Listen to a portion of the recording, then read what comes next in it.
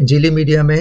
آپ کو ایک بار پھر خوش آمدید۔ چند دن پہلے ایک خبر نظر سے گزری جو میرے لیے کچھ تشویش کا باعث بنی۔ میں نے مناسب سمجھا کہ یہ اپنی مسیحی قوم، اپنے مسیحی بہنوں بھائیوں کے ساتھ بھی شیئر کی جائے، کیونکہ اس کا ڈائریکٹ تعلق ہماری مسیحی قوم جو پاکستان میں بستی ہے خاص طور پر اس کے ساتھ بنتا ہے۔ تو آئیے دیکھتے ہیں پہلے کہ یہ خبر کیا ہے اور پھر اس پہ بات کرتے ہیں۔ خبر یہ ہے کہ پاکستان اور ترکی نے مسلمان ہیرو صلاح الدین ایوبی کی زندگی پر مشترکہ کوششوں سے ایک ڈرامہ سیریز بنانے کا اعلان کیا ہے۔ دونوں ممالک کے پروڈکشن ہاؤسز مل کر اس منصوبے کو پایہ تکمیل تک پہنچائیں گے۔ اس ضمن میں ترک پروڈکشن ہاؤس عقلی فلمز اور پاکستانی ادارے انصاری اینڈ شاہ فلمز کے درمیان ترکی میں معاہدہ طے پا گیا۔ ترک پروڈیوسر ایمرے کونک نے ٹویٹر پر پوسٹ میں معاہدے کی تصدیق کی اور منصوبے کے لیے نیک خواہشات کا اظہار کرتے ہوئے کہا کہ یہ سیریز دونوں ممالک اور آرٹ کی دنیا کے لیے نہایت ہی مفید ثابت ہوگی۔ ترک پروڈیوسر کے مطابق سیریز کی کاسٹ میں دونوں ممالک یعنی ترک اور پاکستان کے ممالک کے اداکار شامل ہوں گے۔ اسے ترک یعنی ترکی کے مختلف مقامات پر فلم بند کیا جائے گا اور یہ تمام سیریز 3 حصوں پر مشتمل ہوگی، یعنی کہ 3 سیزن پر مشتمل ہوگی۔ انہوں نے مزید کہا کہ مجھے احساس ہے کہ اس منصوبے کی تکمیل اتنی دشوار ہے، تاہم مشکلات کے باوجود مجھے اس ہستی کی زندگی پر فلم بندی کی خوشی ہے جس نے تاریخ اور دنیا میں اپنا نشان چھوڑا۔ تو یہ وہ خبر ہے جس پہ آج ہم کچھ بات کریں گے۔ سب سے پہلے تو یہ ہے کہ جیسے کہ آپ سب جانتے ہیں کہ پاکستان میں کچھ دیر سے ارطغرل غازی پر ایک ڈرامہ چل رہا ہے، اور یہ ڈرامہ بھی پاکستان میں اقلیتوں کے لیے خاص طور پر مسیحیوں کے لیے بڑی تشویش کا باعث بنا ہوا ہے، کیونکہ اس ڈرامے کو لے کر اس میں جو کردار دکھائے جاتے ہیں یا جو سین دکھائے جاتے ہیں وہ ایسے ہیں کہ جس میں ایک مسلمان ہیرو کافروں کو فتح کرتے ہوئے ان کے ساتھ نہایت ہی جابرانہ سلوک کرتا ہے۔ یہ ہمارے مسلمان بہنوں بھائیوں کے لیے دیکھنے کے لیے تو بڑی خوشی کی بات ہے، اور اس سے متاثر ہو کر اخباروں میں کچھ خبریں بھی چھپی ہیں کہ بہت سے نوجوان اس کردار سے اس قدر متاثر ہیں کہ انہوں نے تلوار چلانے کا ہنر سیکھنا شروع کر دیا ہے، جہاں تک کہ چھوٹے چھوٹے بچے بھی لکڑی کی اور گتے کی تلواریں بنا کر اپنے کمر کے ساتھ باندھتے ہیں اور انہیں اسی انداز سے اپنے کمر سے گویا کہ جیسے میان سے نکالتے ہیں، نکال کر ارطغرل غازی کی نقل اتارتے ہیں، اور انہیں یہ کرنے میں بڑی خوشی محسوس ہوتی ہے۔ بلکہ کہیں کہیں تو یہ خبر بھی چھپی ہے کہ کچھ لوگ یہ کہتے ہیں کہ جب ارطغرل غازی اپنی میان سے تلوار نکالتا ہے اور کافروں کے سر اڑاتا ہے تو ہمیں یہ دیکھنے میں بڑا اچھا لگتا ہے۔ چلے اس پہ اب کیا بندہ تبصرہ کر سکتا ہے، لیکن اب چلتے ہیں اس خبر پر۔ ارطغرل غازی کے ڈرامے کے بعد اب یہ صلاح الدین ایوبی پہ جو ڈرامہ بنے گا وہ یقیناً ماضی کی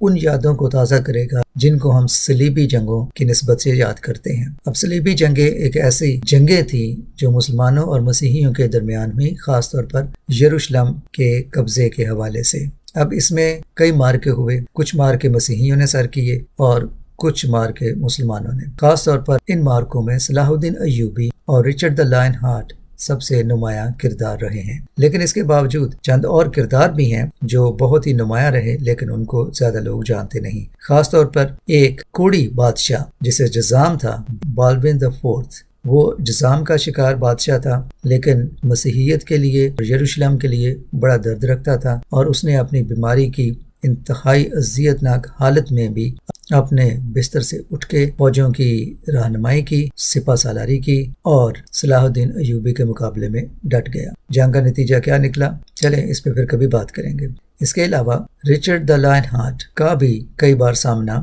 صلاح الدین ایوبی سے ہوا، کبھی ایک مار کا جیتتا، کبھی دوسرا، کبھی جنگ میں ایک کا پلہ بھاری رہتا اور کبھی دوسرے کا۔ دونوں بہادر تھے اور ایک دوسرے کی بڑی عزت کرتے تھے، دونوں نہایت ہی نوبل بھی تھے اور نہایت ہی جیدار قسم کے سپہ سالار تھے۔ دونوں کی کہانیوں کے بہت سے واقعات ایسے ہیں جن کو ضرب المثل کے طور پر استعمال کیا جاتا ہے، لیکن اس ڈرامہ کے بنانے والوں نے یہ دعویٰ کیا ہے کہ وہ یہ ڈرامہ خاص طور پر غیر مسلموں کو ٹارگٹ کر کے بنائیں گے تاکہ ان پہ ظاہر کیا جائے کہ صلاح الدین ایوبی کس قدر بہادر تھے اور کس قدر سخی تھے اور کس قدر نوبل تھے۔ جس کا مطلب یہ ٹھہرا کہ وہ غیر مسلموں کو، خاص طور پر مسیحیوں کو ٹارگٹ کرنے کے لیے اس طرح کے واقعات کو بڑھا چڑھا کر بیان کریں گے اور مسیحیوں کو اور خاص طور پر مسیحی سپہ سالاروں کو ان سے نہایت ہی کمتر اور گھٹیا ثابت کرنے کی کوشش کریں گے۔ ایک بار پھر اس کا نتیجہ کیا نکلے گا کہ پاکستان میں بسنے والی مسیحی اقلیت کو اس کا عتاب جھیلنا پڑے گا، اور جب یہ ڈرامہ چلے گا تو گلی محلوں میں چلنے پھرنے والے مسیحیوں کو ایک بار پھر مسلمانوں کے عتاب کا نشانہ بننا پڑے گا۔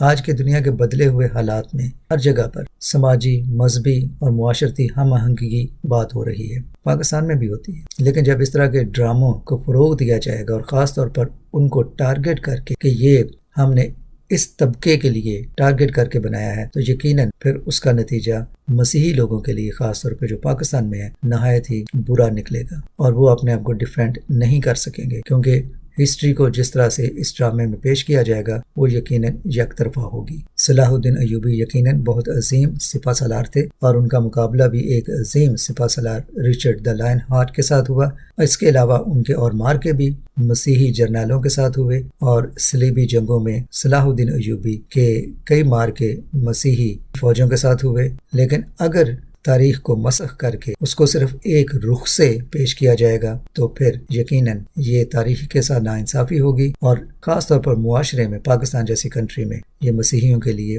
ایک نئی مشکل کھڑی کر دے گی، کیونکہ بہت سے لوگ ایسے ہیں جو ہسٹری کو مکمل طور پر نہیں جانتے۔ کیونکہ اگر یہ ڈرامہ پاکستان کے اور ترک اور دیگر مسلمان ملکوں کے لیے خاص طور پر بنایا جا رہا ہے، اور ان کا ٹارگٹ آڈینس جو ہیں وہ مسیحی ہیں، تاکہ وہ دیکھیں کہ صلاح الدین ایوبی کس قدر بہادر سپہ سالار تھے، اور دوسری طرف دوسری فوجوں کو اور ان کے رہنماؤں کو یقیناً کمتر اور نہایت ہی برے پیراؤں میں دکھایا جائے گا۔ تو یہ نہایت ہی افسوسناک بات ہے کہ ایک بار پھر ارطغرل غازی ڈرامہ کے بعد اب یہ نیا ڈرامہ خاص طور پر مسیحیوں کو ٹارگٹ کر کے بنایا جائے گا، اور ان کی تہذیب کی، ان کے ماضی کی تاریخ کو مسخ کر کے ایک بار پھر انہیں نہایت ہی رسوا کیا جائے گا اور انہیں نیچا دکھانے کی کوشش کی جائے گی۔ اس سے کچھ حاصل نہیں ہوگا، معاشرے میں اور نفرت اور تعصب اور خاص طور پر مسیحیوں کے لیے ایک نئی مشکل کھڑی ہو جائے گی۔ ہماری یہ ڈرامہ بنانے والوں سے درخواست ہے